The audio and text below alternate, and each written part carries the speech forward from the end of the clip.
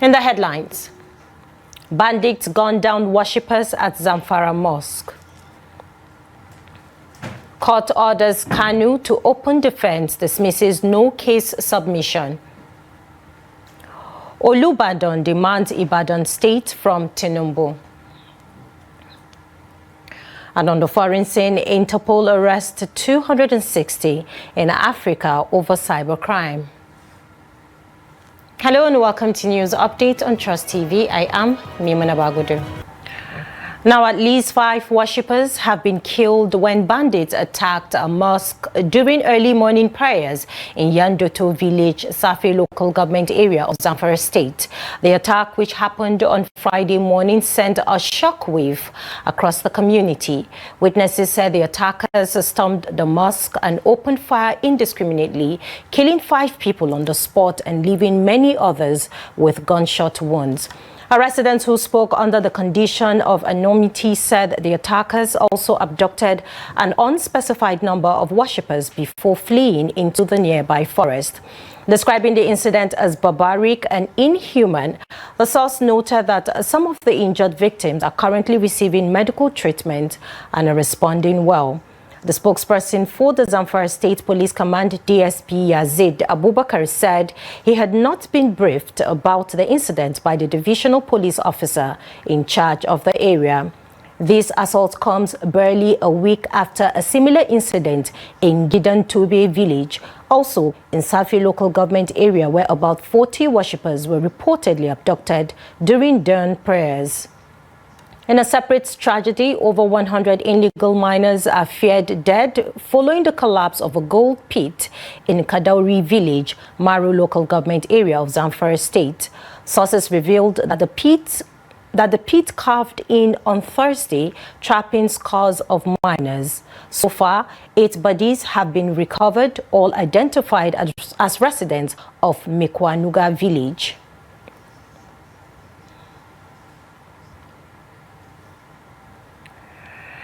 Now, the Federal High Court in Abuja on Friday dismissed the no-case submission filed by the leader of the indigenous people of Biafra. Justice James Omotosho, in a ruling on Friday, held that the Department of State Services has made out a prima facie case against Kanu. He accordingly ordered Kanu to enter his defense, as the prosecution has been able to convince the court without reasonable doubt that he has case to answer in the alleged terrorism charge brought against him by the federal government. Justice Omotosho held that the evidence presented by the Department of State Services through its 5 witnesses were such that there was the need for Kanu to provide some explanations in the charge brought against him. Kanu had filed a no-case submission after the prosecution closed its case in June, insisting that he has no case to answer in the charge brought against him. Meanwhile, the court has given the Nigerian Medical Association 8 days to constitute a team of medical experts to determine the health status of Kanu. The court adjourned the matter till October 8.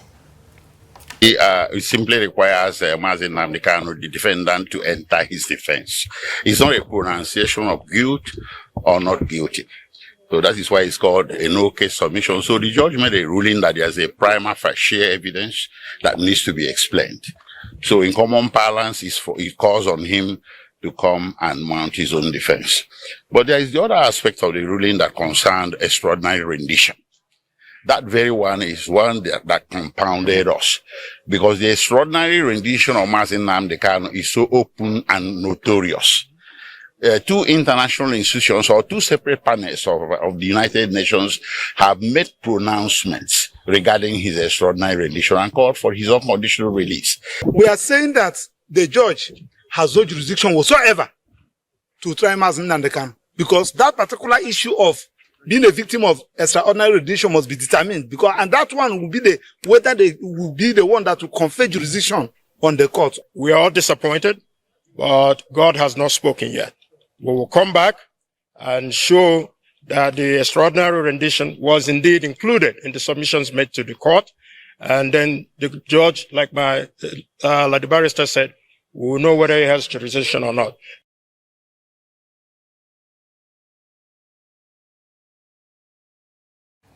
Now, the Lagos branch of the Nigerian Bar Association is taking a firm stand following a recent incident that Afri-Land Towers on Board Street, Lagos Island. The association is launching a full-scale investigation after a member was reportedly involved in a tragic event at the location. The report. The Nigerian Bar Association Lagos branch is stepping in following a troubling incident at Afri-Land Towers, which reportedly involved one of its members. Speaking at a press conference, Lagos NBA chairman Uchenna Akingbade said a fact-finding panel has been set up to investigate the circumstances and determine if negligence played a role. NBA, in line with our objectives, we have deemed it pertinent, NBA Lagos branch, we have deemed it pertinent to set up this independent investigative panel to look into some of these things. And the outcome of this panel will drive our advocacy for policy reform. And if we find that there are certain things that we need to escalate to certain authorities, whether criminal or civil, we will do that. Also speaking on the investigation, panel member Nonso Azi revealed that the initiative will go beyond identifying faults. He says a key focus will be public education, promoting fire safety awareness, regular drills, and strict adherence to regulations throughout Lagos and beyond. If at the end of the day, this panel, what we achieve is to ensure that every facility, at least starting from Lagos and across Nigeria, seeks to imbibe and to abide by fire safety protocols, to teach people on how to do fire drills, on how to keep the environment safe, on how to save people. I mean, the general consensus, subject to what our findings will show, is that lives could have been saved, that it was possible that people could have been saved. So this is why we need to ask the relevant questions, then look at the laws. And at the end of the day, like Madam Chair said, it will drive part of our work as advocates. These and other stakeholders can send in their letters or reports to our email at info@nbalagos.org, or send in their message to our social media platform at NBA Lagos, and also direct their letters to the NBA Secretariat at the Nigerian Law School. As the panel begins its work, the NBA says it will not only seek justice for its member, but also advocate for systematic changes to ensure similar incidents are prevented in the future. And now we move to Kwara State, where bandits struck again on Friday morning in the Edun local government area of the state, attacking two brothers working on their farmland in Lima community. One of the victims was killed on the spot, while the other sustained severe life-threatening injuries. Now, according to reports, the attackers stormed the farmland located just a short distance from the main settlement. The latest incident highlights the deepening insecurity in the Lafiaji Emirate and across Kwara North, where farmers and residents face growing risk of attacks even near their homes. The injured survivor is currently receiving emergency medical care, while the community mourns the loss of his brother. On Wednesday, the Kwara State Police Command confirmed that armed bandits launched coordinated attacks on Motukun and Agboro communities in Patigi local government area on Tuesday. Now, according to the State Police Command, in a statement signed by its spokesperson, SP Adeton Ijiri Adeyemi, 6 residents of the Motukun were abducted during the raid, while 6 others sustained gunshot injuries. Now, the Nigerian Medical Association Oyo State branch has threatened to proceed on strike if the Oyo State government failed to attend to the demands of the association on or before October 2nd, 2025. The association made these known while addressing journalists at a press conference held at NMA House Total Garden, Ibadan. The report. Speaking through its chairman, Happy Adedapo, the association said industrial harmony can no longer be guaranteed by its members working within the length and breadth of Oyo State if the government, as a matter of urgency, failed to address the demands. Adedapo said a 7-day warning strike will be embarked upon at the expiration of the ultimatum, while an indefinite strike would be declared if there is no positive response from the government after the warning strike. Members of the National Association of Medical and Dental Academics of the same institution have abandoned the classroom since 28 July 2025 due to the impecunious welfare package and general breakdown of structures within the system, with the attendant paralysis of both clinical and academic activities in the institution. Let it also be known that our association has exhausted all avenues of dialogue and consultation in the interest of peace and stability within the health sector of Oyo State. But it is rather unfortunate that the government has deliberately chosen to rebuff all our patriotic gestures with indifference.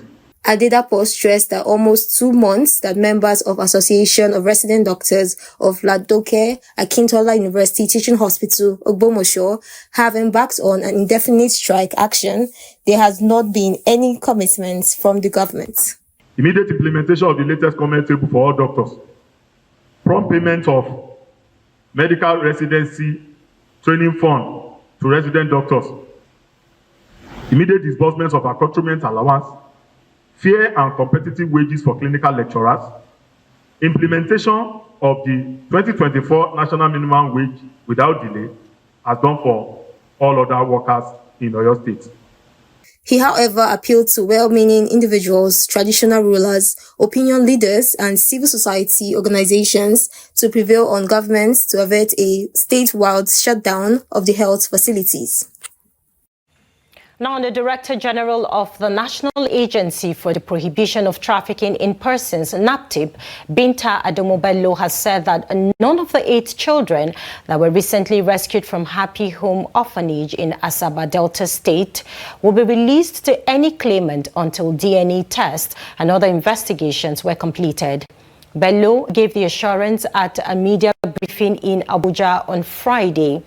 She said the clarification became necessary following misleading narratives, especially on social media, which portrayed the agency's lawful operation in June 2025 as an abduction. According to her, the rescue mission was triggered by a December 2022 petition from an organization identified as Protection Against Abduction and Missing Children, which demanded justice over widespread child abduction cases in Kano State and across Nigeria. She called on the Delta State government to investigate activities at the orphanage, citing concerns already raised by the state's Commissioner for Women Affairs. Now, the Adamawa State Urban Planning and Development Authority has received a donation of desktop computers, tables and chairs from the State Action on Business Enabling Reforms. The donation, presented by the Sabah focal person Bello Abubakar Song, is aimed at strengthening the authority's capacity in processing documents such as rights of ownership and building permits through digital platforms.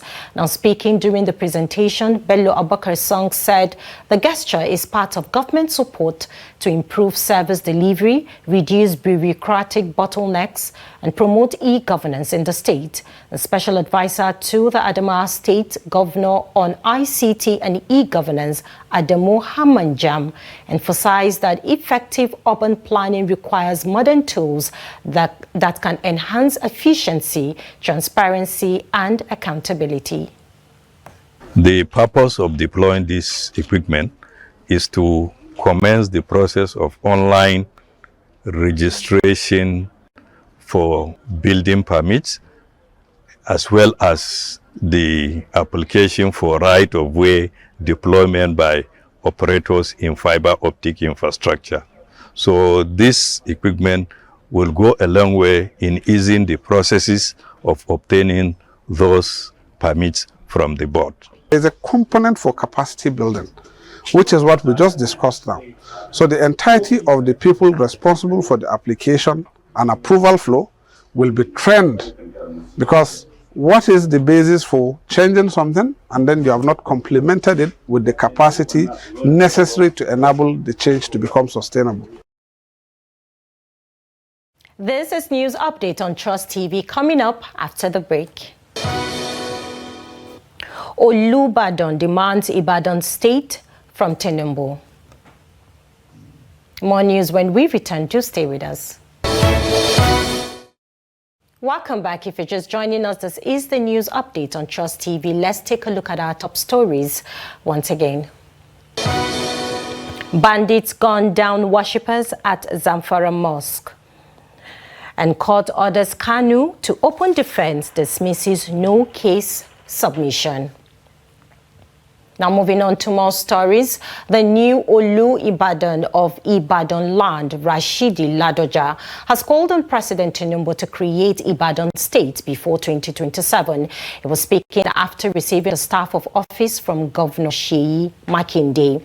The coronation ceremony drew the Sultan of Sokoto, Alhaji Muhammadu Sa'ad Abubakar III, a former Kano State Governor, Senator Rabiu Musa Kwankwaso, a former Osun State Governor, Prince Olakunsoye Oyinlola, a former Ekiti State Governor, Kayode Fayemi, and a former Cross River State Governor, Donald Duke.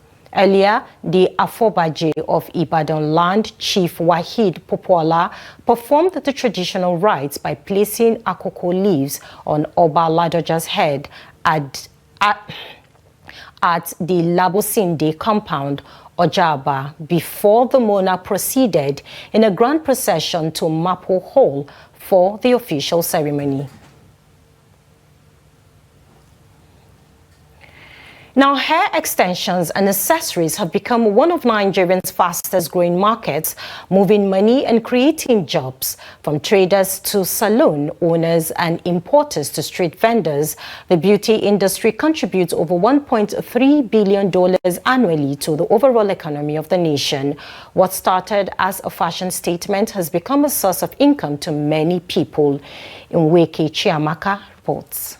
Every day in Lagos, Abuja, Port Harcourt, and other cities, women, men, and even teenagers use wigs, braids, extensions, and hair accessories.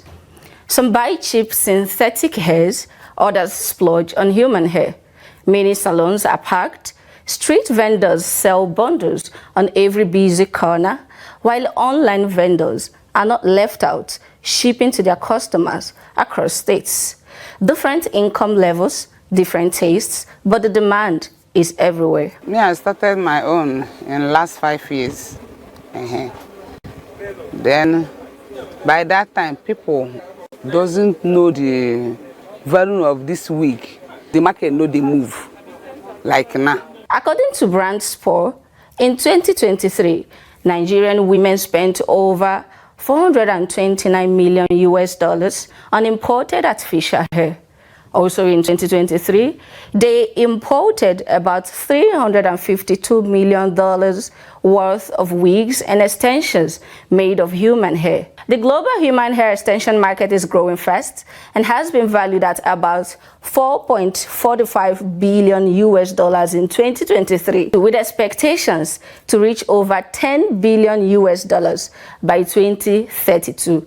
From production down to retail, data indicates that the industry generated over $1.16 billion in 2023, with the average Nigerian spending at least $5.16 every year on hair care products. I do buy hairs, I do spend money on hairs, so if you want to get one bow straightener, it's like 700k, 800k. That is if you want to get quality. Since I get up to like 7 hairs, maybe 6 million. Approximately 5.5. Yes. Although the industry holds vast potential and profitability, many vendors continue to encounter significant challenges ranging from import duties to clearance duties. These challenges have emerged as key obstacles to the expansion and growth of the industry. The challenges we have now, if the dollar is high and you convert it to naira, you will see how high the market will be. We calculate the clearance, add to the money for the hair, this thing will go high. There are nearly 6,500 salons in Nigeria as of May 2025, most of which are run by single owners. Beauty parlors are even more common, with over 10,000 parlors nationwide. Many of these businesses don't have websites and are mostly informal. With prices going up every day, what used to sell for cheaper now costs more, depending on size and quality. Nevertheless, many people in the industry say demand has quadrupled over the past 5 years. We have many hair extensions. We cut this one born straight from Vietnam. Sometimes we go there. Sometimes we have like people that work in the company, like managers in the company. We send money, they will shift it for us. Importers say most artificial hair comes from Vietnam, China, and India. Consumers, however, are willing to buy locally made hair products if they match the quality of those produced outside the country. If it literally match the quality that they produce in other countries, definitely yes. Many of these businesses are informal with no formal registration, hence limited access to loans. Also, imported goods translates to capital flight abroad. With demand on the increase, this could stifle local innovation and discourage investments in domestic production. Chiamaka Nweke, Trust TV News. And now in business, Nigerian has approved the sale of Total Energy's stake in an oil block that includes the Bonga field to Shell PLC and Nigerian Agip Exploration valued at $510 million. The Nigerian Upstream Petroleum Regulatory Commission NUPRC, which is the regulator for upstream operations, signed off on a sales purchase agreement by Total Energies Exploration and Production Nigerian Limited to assign its entry 12.5% contractor interest in oil mining lease 118 to Shell Nigerian Exploration and Production Company and Nigerian Agip Exploration Limited. Now, according to a statement, the regulator said Total Energies will transfer 10% of its interest to SNEPCO at a cost of $408 million, while Agip will pay $102 million for the remaining 2.5%. The NUPRC said that pursuant to Section 95 of the Petroleum Industry Act 2021, the Commission carried out due diligence on SNEPCO to ascertain their financial capacity and technical competence.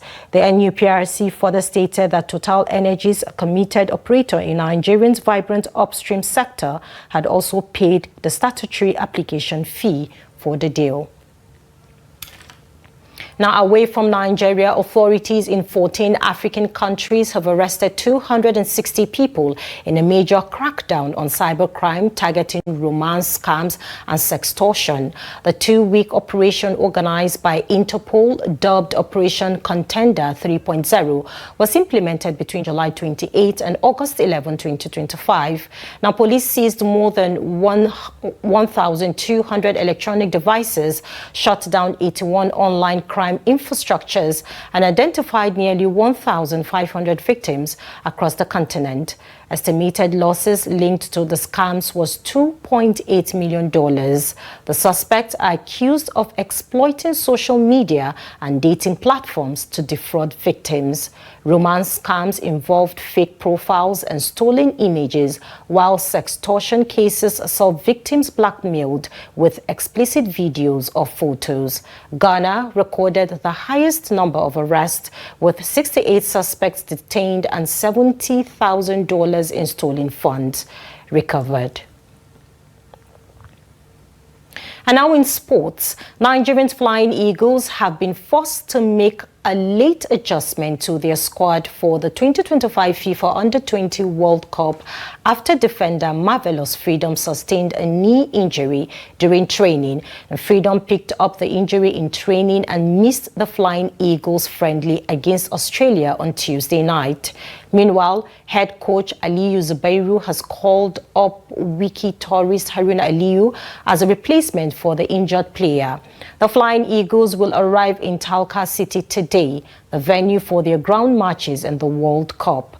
The seven-time African champions arrived in Chile 2 weeks ago for their final preparations.